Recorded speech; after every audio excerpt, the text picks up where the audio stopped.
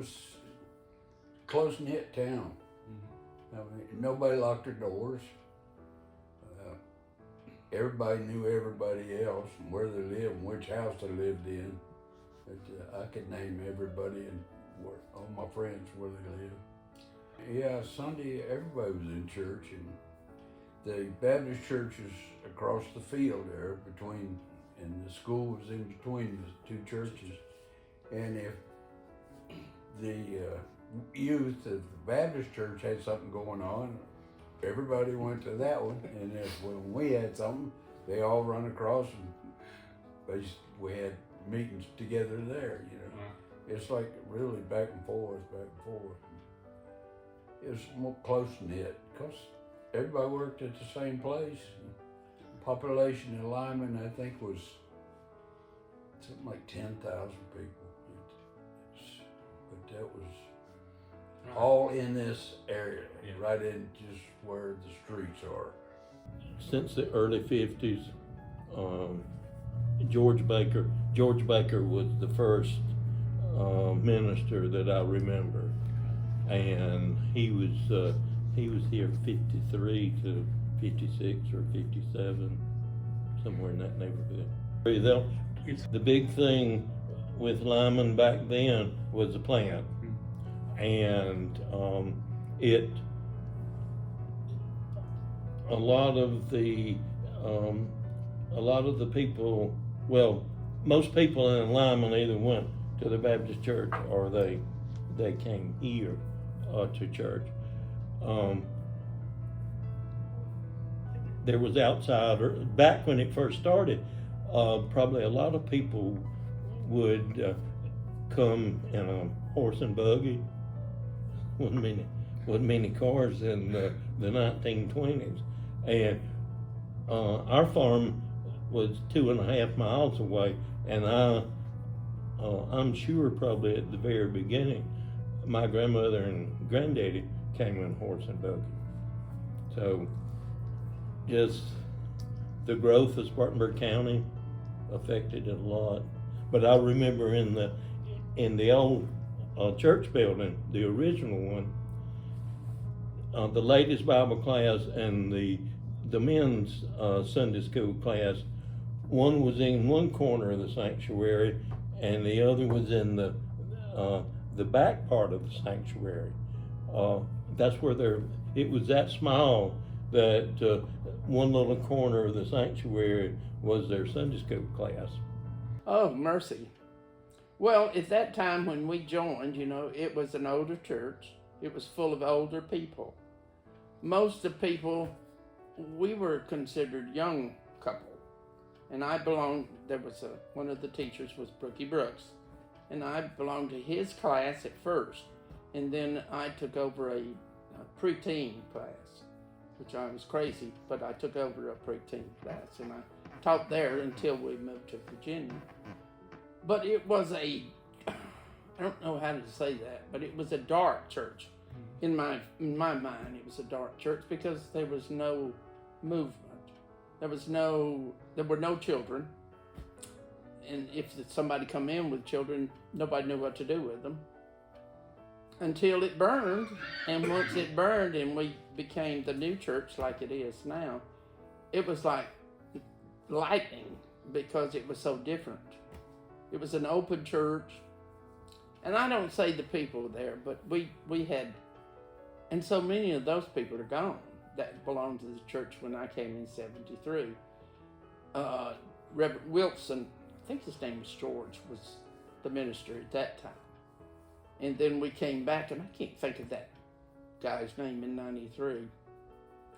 But anyway, he was one of the ministers that was there. And it was I already had several Emmanuel members that had gone to Lyman. Bibi Wilson and Helen Huckabee, both were in the choir, which of course I went to sing in the choir. And it was easy. It was an easy move for me, it was.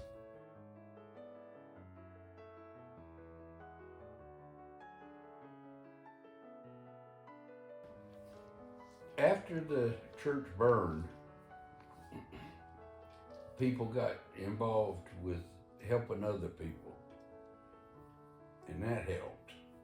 And that you know, we built and had Lyman Hatchie, which is that we just did houses in Lyman, and then that branched out to Sockahatchee, and we did houses in the community, and in Duncan and Startex and Welford.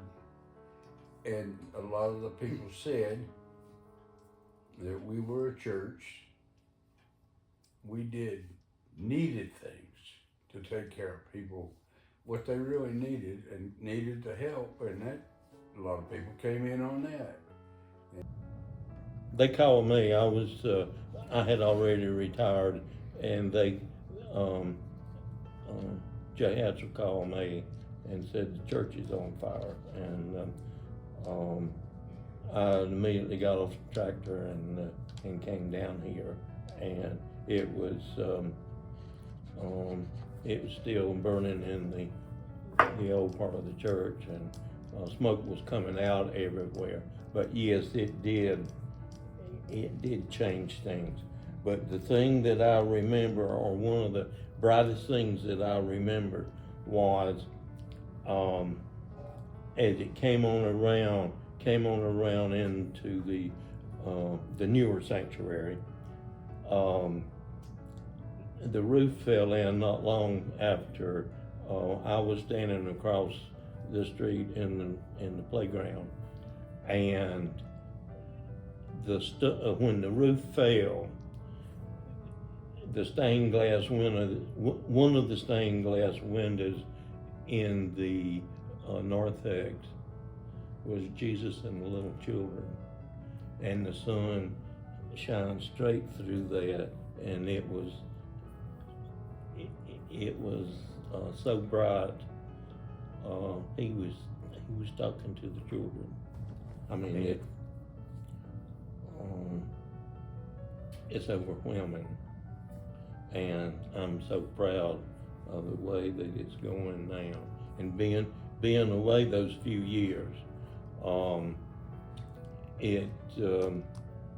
those changes took place during that period of time, and it's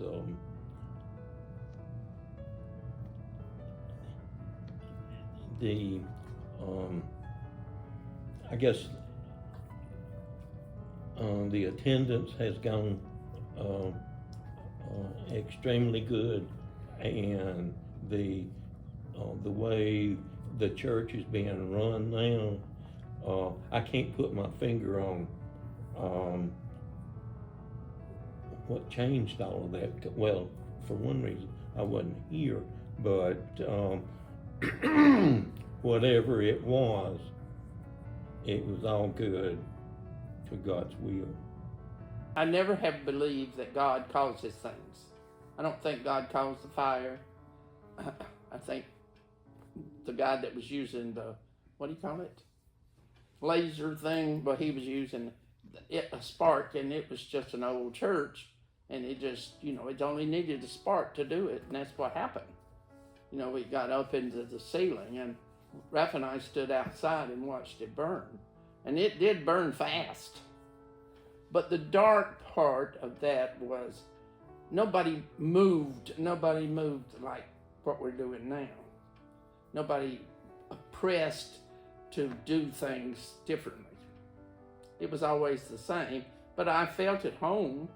But still, the difference between night and day is when we rebuilt the church. And one of the things that I remember is the two, wait a minute, what's their names? Ansley and, what is the other child's name? Anyway, Sean and Alicia. Those two little girls, they met at Middle Tigers Community Center, we did, to find out what we're going to do. So they decided that night that we were going to rebuild. And they said, it'll take all of us pouring our money into this. And those two little girls took their money they had in their pockets and walked up front. and gave that money. That's something I'll never forget. And it started it. Everybody else, I don't know whether it was an inspiration that they did, but that was the beginning. And at one time in the old church, that's what we decided. It was in the old church when we were at we met at City Hall. And in the City Hall, they had, we had to go in, set it up, and we'd have to take it down, all kinds of things. But it was a good meeting place. And we started getting other people then, before we ever had the church. And I don't know why, but we had a lot of StarTex people move in then. So I would say from the beginning, it was a new beginning for us. And I thank God it used the fire to make it so that we could prosper and we could grow. Because since then, and it blows my mind that when I see 30 or 40 people join at one time. And he's had that several times. I mean, people, and I'll never remember all the names because I'm not a good name rememberer anyway. But I mean, we've had 40 or 50 people join, at one time. It's explosive to me that they would do that.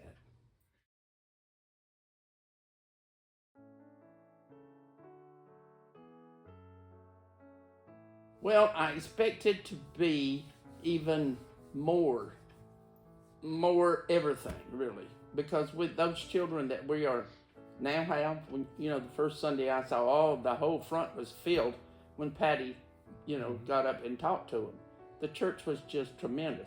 And from the first service that we had in that church, and we sang Sanctuary, the choir did, you knew it was going to be something because you could feel it. When we sang, the tears were running down my face because I knew we were going somewhere. And we have gone somewhere. I truly think that we're moving toward heaven. I guess it is. We're moving toward the light, I would say. We see the light and we're moving toward it. And I think in 50 years, we'll be the light.